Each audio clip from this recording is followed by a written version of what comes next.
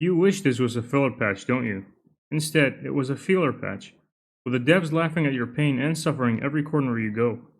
This video will contain spoilers about the recent 2.5 story, and about Expedition 33 story, so this is your warning to leave if you haven't played them yet. The recent story dropped one of the most morally complex story twists we've ever seen. This isn't a cheap twist, it's a great storytelling reminiscent of Expedition 33's heartbreaking choice between Mael and Verso, and the community absolutely divided. We have been playing as Rover, and from the beginning of the game, we were collecting three things. First thing were the wives. Somehow, we managed to get most of the females that we meet fall in love with Rover or have somewhat of an affection towards him, to the point that it became a common concern whenever a new female character gets introduced. Second one were the titles: Rover, Lord Arbiter, Astral Modulator, Chief Steward, the Laureate, Righteous One, and so on and so forth. And lastly, the aura. We became used to the amount of aura farming that our beloved MC does in his journey across Solaris. How he was the beacon of hope, saving the day almost every time in each story quest that we play since 1.0. So what happened now? See, before 2.5's release, the community was already divided. Some were already calling this update a filler patch because of the lack of events, and it's understandable. And the others were concerned about a certain character that appeared in Rover's way ever since 1.0. Perlova. The concern about her was, because she was going to be a playable character, that meant she would be redeemed and not be a villain. And she won't be killed. And man oh man, wasn't it a roller coaster of emotions during this quest. The story did a great job keeping you confused. They kept showing you some of her backstory and the reasons for why she is doing what she is doing. And they also gave you valid reasons for trusting her and not trusting her.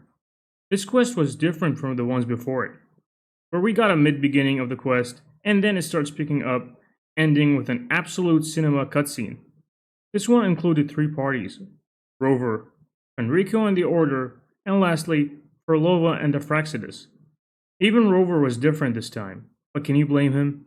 You start the quest by having a conversation with Cardithea and a Black Shores member, then sail off meeting Fenrico, which tried to kill you, then getting saved by a Fraxidus member that pulls you into a sonorosphere of her own creation, and you're forced to cooperate with her to get to your goal. This one wasn't an absolute cinema like the others, but more like an absolute dialogue, a quest filled with doubt and confusion. The dialogue was so good that both Rover and Perlova's reasons were not wrong, but not right either. This clash of perspective and reason heavily reminded me of Expedition's 33 story, and the extremely hard choice you have to make: side with Mael or Verso. A decision so hard to make, and it challenged people's beliefs and moral compass to the point that months after the game's release, people still discuss which choice was the right one. Siding with Verso meant saving Mael from dying due to staying in the canvas, becoming just another paintress, but it comes at the cost of erasing the canvas. And siding with Mael meant that the canvas will be saved, but at the cost of the last piece of Verso's soul not getting any rest and the Descendere family not moving on. This here is peak writing and story, a clash between an unknown immortal, or whatever Rover is, and a human, driven by her emotions and goal for reuniting with her loved ones. You'd think that the main character, having his memory wiped, was just your typical gacha MC, but here, you actually are getting called out for it, and for good reasons. We've spent our time in this journey gathering wives, collecting titles, and farming aura, thinking we are an unstoppable force that always saves the day. But guess what? In the 2.4 after story with Lupa, we get called out for that too. How everyone has high expectations, and she even asked us if we fear that we would lose a battle at some point. And at the end, the quest leaves you with all kinds of feelings and emotions except winning.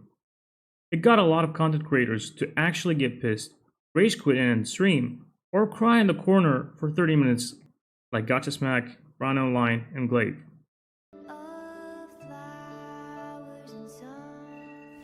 Oh, hell no!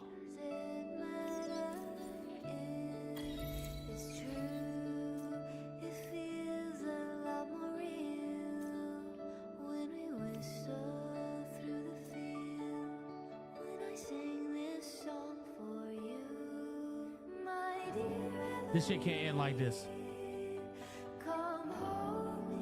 Wait! Feels alive.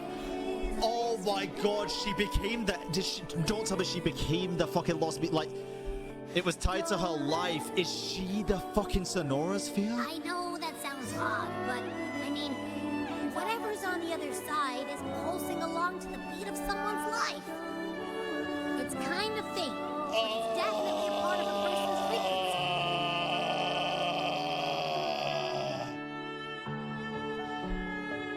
Hey, what was that thing you were holding? It smelled exactly the same as this place. You mean her baton? So who was right and who was wrong? Was there a villain in the first place? A godlike being erasing his memory to find a solution for saving humanity, which came at the cost of erasing his bonds with people that he made promises to. Some he kept, others he didn't, and probably we will see other bad stuff that happened in his past.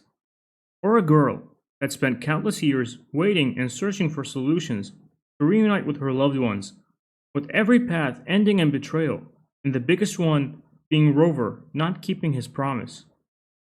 This is a type of story and writing that doesn't get you hyped about the flashy cutscenes, but sparks discussion. You can give endless reasons to why Rover was right, how Orlova went too far. Saving humanity was much more important, even at this current point, than saving her. But didn't Rover risk losing the Tethys system, which was much more important for humanity, all for the chance to save Shorekeeper, who he didn't remember and wasn't even human, when she knew that merging with Tethys was the only option and told Rover not to save her? Or how he didn't listen to Carthea and went to get his ass handed to him by Fleur-de-Lis. You can also give your reasons for why you think Orlova was justified with her actions. She didn't go too far to fix things in the beginning. She tried to seek help from divinity, the people, and science, with all the paths leading to betrayal.